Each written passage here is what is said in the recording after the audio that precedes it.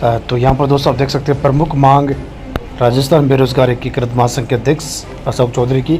शिक्षा विभाग में खाली चल रहे फर्स्ट ग्रेड शिक्षक भर्ती, सेकंड ग्रेड शिक्षक भर्ती, थर्ड ग्रेड शिक्षक भर्ती और शिक्षा विभाग में चतुर्थ श्रेणी के लंबे समय से चल रहे हैं खाली पद। ऐसे में राजस्थान बेरोजगार एकीकृत महासंघ अशोक चौधरी ने कहा, सरकार को शिक्षा विभाग में खाली चल रहे पदों को आचार संहिता के बाद नई भर्तियों के विज्ञापन जारी करने चाहिए ताकि जो शिक्षा विभाग में लंबे समय से खाली पद पड़े हैं वो भर सके, प्रदेश के युवाओं को रोजगार मिल सके। अशोक चौधरी ने कहा कि जैसे ही आचार संहिता हट जाएगी वैसे ही इन खाली पदों को भरने के लिए हम सरकार से मांग रखेंगे।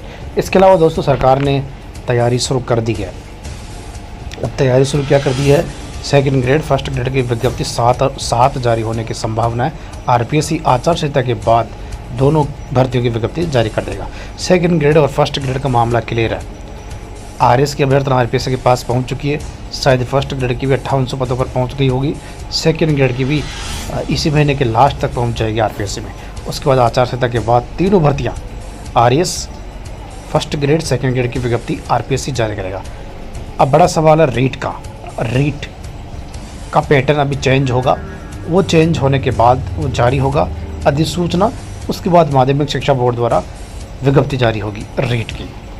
इसके अलावा आज की न्यूज़ आप देख सकते हैं, राजस्थान रीट परीक्षा में राजस्थानी भाषा की संभावना तलाशने के निर्देश। सरकार ने कहा, प्राथमिक दिशा शिक्षा में शामिल करने पर चल रहा है विचार।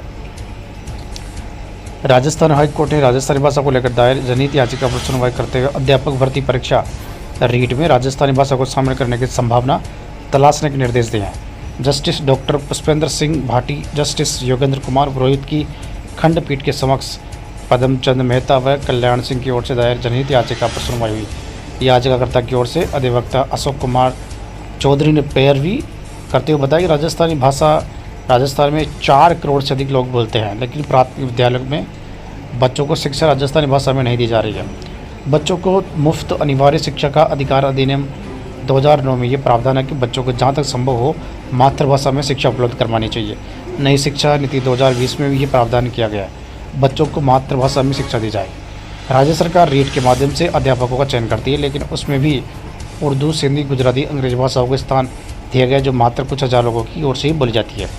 जबकि राजस्थानी भाषा जो करोड़ों लोगों की ओर से बोली जाती है, जो अभी तक उपेक्षित है। मातृभाषा में शिक्षा नहीं मिलने से न सिर्फ बच्चों के साथ अन्याय हो रहा है, बल्कि राजस्थान अपनी संस्कृति को भी खोता जा रहा है, क्योंकि भाषा के लुप्त होने की वजह से हजारों सालों को अनुभव और समृद्ध संस्कृति का ह्रास होता है।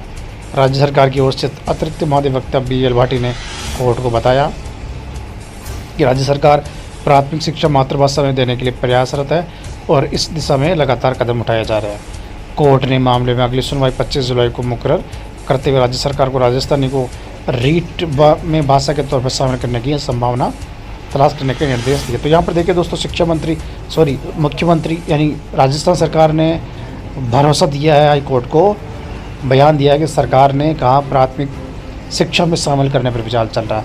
यानी दोस्तों आने वाली रीट जिसकी तैयारी सरकार शुरू कर चुकी है, उसकी जो विज्ञप्ति आचार संहिता के बाद जारी होगी उसमें राजस्थानी भाषा शामिल होगी। ये शिक्षा जो राजस्थान सरकार उसने हाई कोर्ट में बयान दिया है। ये बड़ी बात है दोस्तों।